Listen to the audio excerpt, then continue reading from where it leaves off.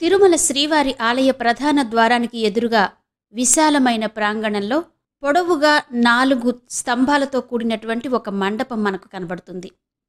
ఇదిగో ఇక్కడ చూడండి, ఈ మండపం అన్నమాట. దీన్నే గొల్ల మండపం అంటారు. ఇది నిజానికి ఒక చారిత్రాత్మక నిర్మాణంగా చెప్పాలి. సన్నగా ఎత్తుగా ఉండే ఈ మండపం మీద మీరు చూస్తున్నారు కదా, ధర్మో రక్షతి రక్షితః అనే బోర్డు కూడా ఉంటుంది. మనం తిరుమల శ్రీవారి ఆలయానికి ఎదురుగా అఖిలాండం ఉంటుంది కదా, అక్కడ మెట్ల మీద కూర్చుని చూస్తే ఎదురుగ్గా మనకి ఈ మండపం కనబడుతుంది. ఈ మండపాన్ని మనం తిరుమల వచ్చిన ప్రతిసారి చూస్తూనే ఉంటాం. అక్కడ ఆలయానికి ఎదురుగా ఉన్న విశాలమైన మెట్ల మీద కూర్చుని సన్నగా పొడుగ్గా ఉన్న ఈ మండపాన్ని చూస్తూ ఉంటాం. కానీ ఆ మంటపం పేరేంటి, అక్కడ ఎందుకు కట్టారు, దాని చరిత్ర ఏంటి, ఈ విషయాలు కొద్దిమందికి తెలిసినా చాలా మందికి తెలియవనే చెప్పాలి. మరి ఆ చరిత్ర ఏంటి అన్నది ఇప్పుడు తెలుసుకుందాం. ఈ మండపాన్ని గొల్ల మండపం అంటారు. పూర్వం తిరుమలేశుడికి కొన్ని ఉత్సవాలను తిరుచానూరులో నిర్వహించేవారు. అయితే శ్రీ రామానుజాచార్యులు వారు తిరుమలేసిన ఉత్సవాలన్నీ కూడా పూర్తిగా కొండ మీదనే జరగాలని భావించారు. అందుకు శ్రీవారి ఆలయం చుట్టూ వీధులను చదును చేసి ఆ వీధులను వెడల్పు చేయాలని, మండపాలు, అర్చకులకు ఇళ్లను నిర్మించడం, శ్రీ వైష్ణవ మఠాల్ని కట్టించడం వంటి పనులు చేయాలని తీర్మానించారట. ఈ పనులకు పర్యవేక్షకులుగా శ్రీ రామానుజాచార్యుల వారు తన గురువైన తిరుమల నంబిని, శిష్యుడైన అనంతాళ్వార్లను నియమించారు. ఈ పనులు జరుగుతున్న సమయంలోనే కొండ కింద నుంచి ఒక గొల్ల వనిత మజ్జిగ తెచ్చి అమ్ముకునేదట. అప్పట్లో కొండ మీదకు స్వామి దర్శనానికొచ్చే భక్తులకు ఉండడానికి ఎలాంటి సౌకర్యాలు గాని, కనీసం ఎండ వానలకు తలదాచుకునేందుకు నీడ కూడా ఉండేది కాదట. పాపం ఎండలో భక్తులు, అలాగే అక్కడ విస్తరణ పనులు చేస్తున్నవారు, వీరందరూ కూడా పడుతున్న అవస్థలు ఈ గొల్ల వనిత చూస్తూ ఉండేది. వారి కోసం ఏదైనా చెయ్యాలి అని తలపోసిందామె.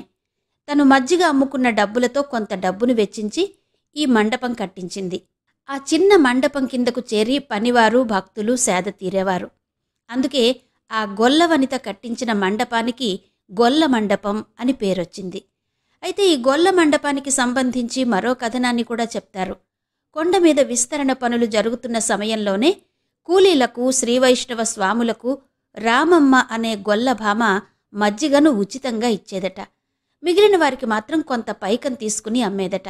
అయితే చాలామంది ఎందుకు వారికి ఉచితంగా మజ్జిగనిస్తావు అని అడిగితే, ఎండలో స్వామి చేస్తున్న వారికి చల్ల ఇస్తే నేను కూడా చల్లగా ఉంటాను, పుణ్యం వస్తుంది, భగవంతుణ్ణి చేరుకుంటాను అని చెప్పేదట. ఆమె తాపత్రయాన్ని గమనించి అక్కడ పనిచేస్తున్న కూలీలు ఆ గోపవనితకు తిరుమల నంబి, అనంతాళ్వార్లను చూపించి వారిని అడిగితే నీకు మోక్షం ఇప్పిస్తారని చెప్పారు. ఆ అమాయకమైనటువంటి గొల్ల వనిత రామమ్మ వారి దగ్గరకు వెళ్ళి, సాములు, మీతో ఆ గోయిందయ్య స్వామి మాట్లాడతారట కదా, మీరు చెప్తే నాకు వైకుంఠం వస్తుందట, అదేదో ఇప్పించండి సామి అని అడిగింది. వెంటనే ఆ ఇద్దరూ గోపవనితను రేపు చెప్తాను తల్లి నీకు అని చెప్పారు. ఆ రాత్రి చల్లమ్మే గొల్ల స్త్రీ కోరికను ఏడుకొండల స్వామికి వినిపించారు వారు.